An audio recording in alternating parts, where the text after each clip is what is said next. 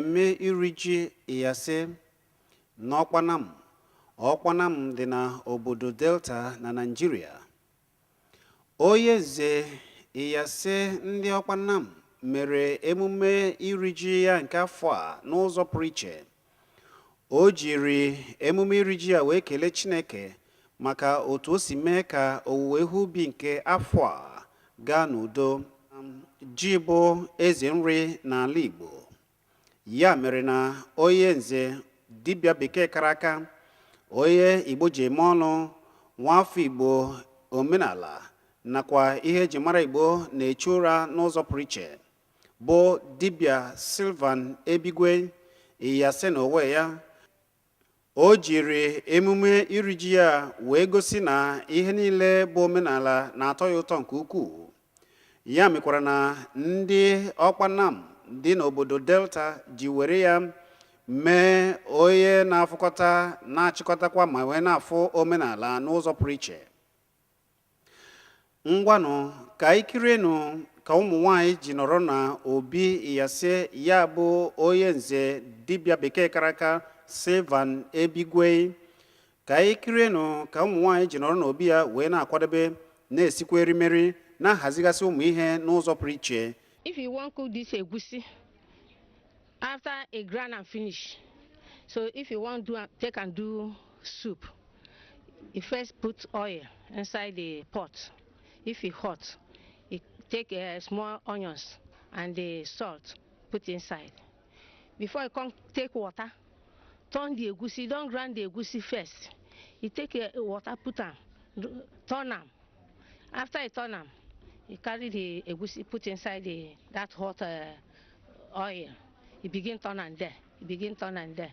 After you turn and there, finish. You know this egusi don't begin to dry inside the fire.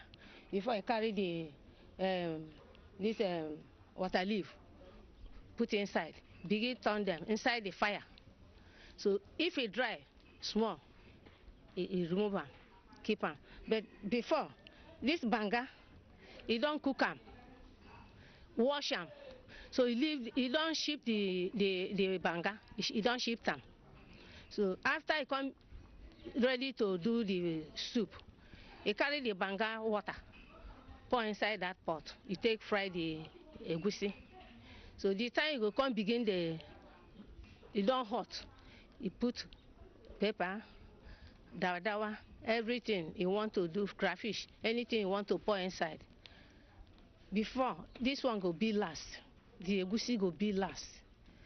That time you don't begin put meat, fish. Before you go come put this one, the soup done.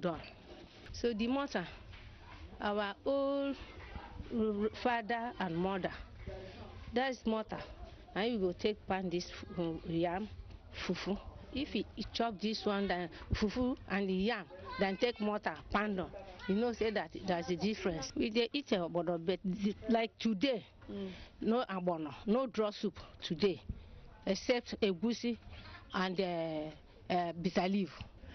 If you use firewood to cook soup, it's different from using gas to cook soup. The taste is totally different.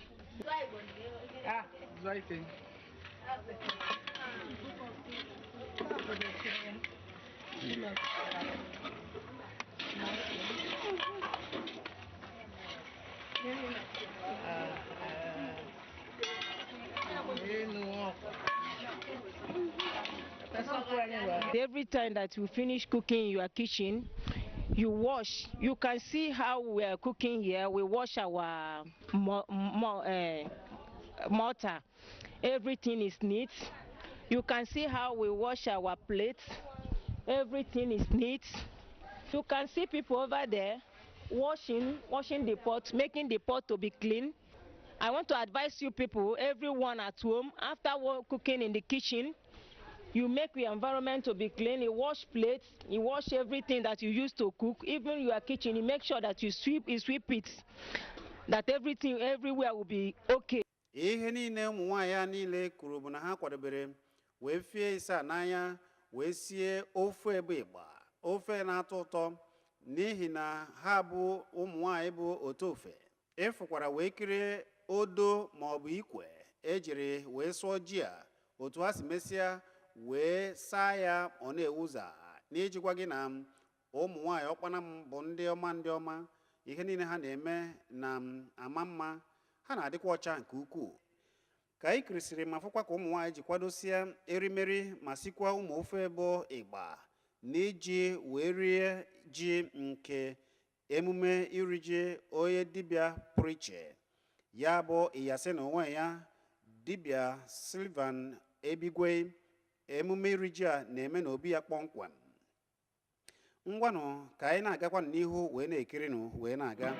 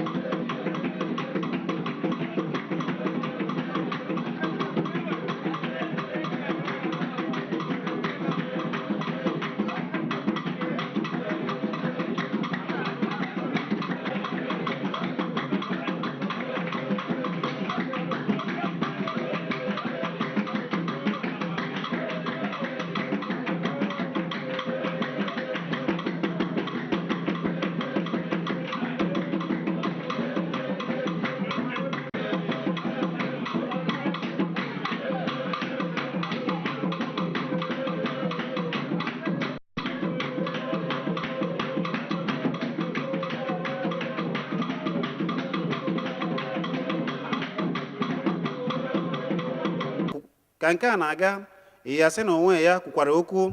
Lekwanụ Iyase nakwa ihe o kwuru gbasara mmemme ya. The greatest thing that happens to an educated man is his tradition.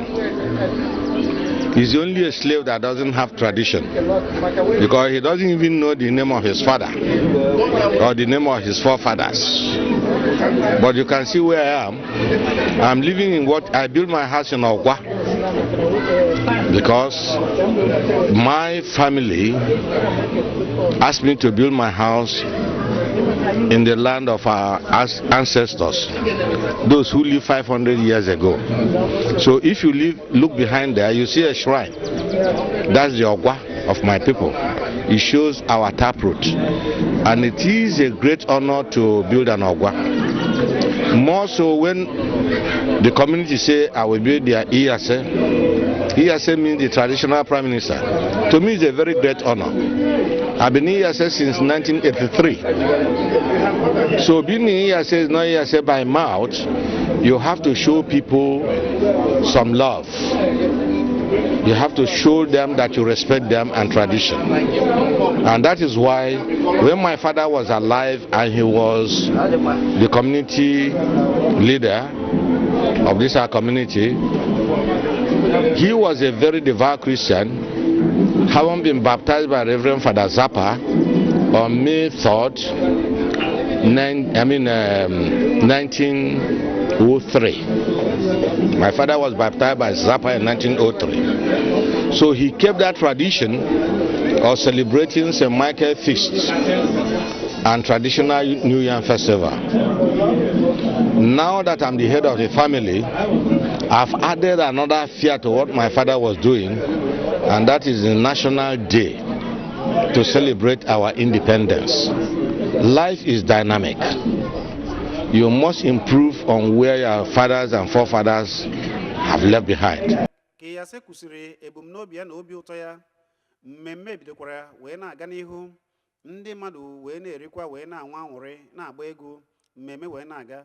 Ka anyị na-ekirikwanụ ka mmemme onye nze Dr. Sylvan Ebigwe Iyase na onwe ya, nwoke na-emere Igbo ihe ọma, nwoke ji omenala anyị isi.